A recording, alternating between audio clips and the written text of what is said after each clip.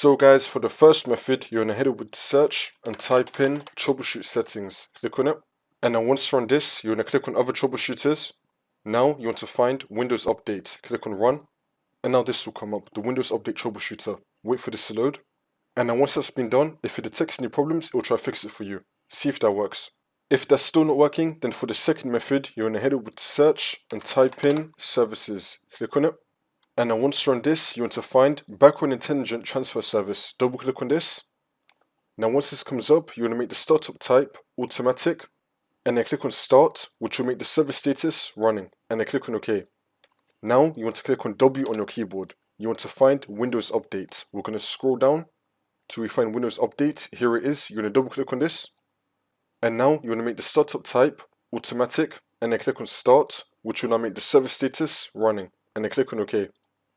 And now after you've done that, you want to head over to search and type in Windows PowerShell. Now you need to run it as administrator. And then click on yes. And then once you're on this, you're going to type in wuauclt.exe space / update now. Click on enter. Now once that's been done, you just want to restore your computer. And then this should now fix your problem.